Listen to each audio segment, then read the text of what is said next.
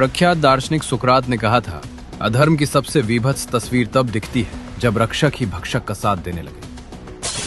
पश्चिम बंगाल की पावन माटी पर आज न्याय का गला घोटा जा रहा है। ममता बनर्जी की निर्मम सरकार ने मां माटी मानुष के नाम पर सत्ता तो पाई, लेकिन आज उसी माटी का बेटा, विशेषकर दलित समाज, अपनी पहचान और सुरक्षा के लिए सिसक रहा है। यह महज राजनीति नहीं, बल्कि बंगाल के दलितों के खिलाफ छेड़ा गया एक अघोषित युद्ध है, जहां मुस्लिम तुष्टीकरण की भूख इतनी बढ़ गई है कि ममता सरकार ने दलितों के संवैधानिक अधिकारों को ही वोट बैंक की भेंट चढ़ा दिया। आज हम बंगाल जो उस कड़वे सच से पर्दा उठाएंगे जिसे मुख्य धारा का मीडिया अक्सर दबा देता है। आंकड़े गवाही दे रहे हैं कि बंगाल में दलित होना अब एक गुनाह सा बन गया है। एनसीआरबी 2022 की रिपोर्ट के अनुसार पश्चिम बंगाल उन राज्यों में शीर्ष पर है जहां अनुसूचित जाति के खिलाफ अपराधों में सजा की दर सबसे कम है।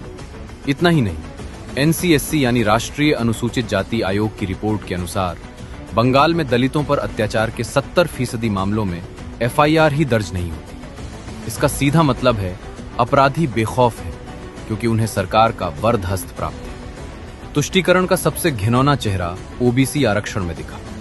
ममता सरकार ने रातों रात 77 समुदायों को ओबीसी सूची में शामिल किया, जिनमें से 75 समुदाय मुस्लिम थे।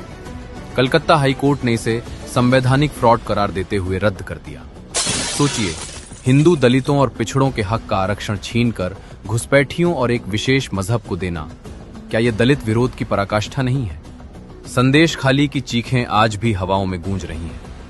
जहां शाहजहां शेख जैसे टीएमसी नेताओं ने दलित और आदिवासी महिलाओं का वर्षों तक यौन शोषण किया करता रहा और ममता की पुलिस तमाशबीन बनी रही क्योंकि मुजरिम उनका वोट बैंक संभालता था, वहीं दूसरी तरफ चुनाव के बाद की हिंसा में हजारों दलित परिवारों को घर छोड़कर पलायन करना पड़ा।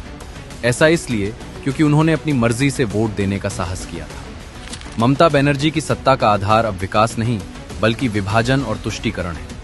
जब सरकार दलितों के आरक्षण पर डकैती डाले और उनके उत्पीड़न पर चुप्पी साध ले, तो समझ जाइए कि वो सरकार अपनी नैतिकता खो चुकी है। बंगाल का दलित समाज आज पूछ रहा है, क्या हम आपकी राजनीति के प्यादे मात्र हैं? याद रखिएगा, जिस सत्ता की नींव दलितों के खून और आंसुओं पर टिकी हो, उसका अंत निश्चित है। परिवर्तन को संकल्प बनाएं,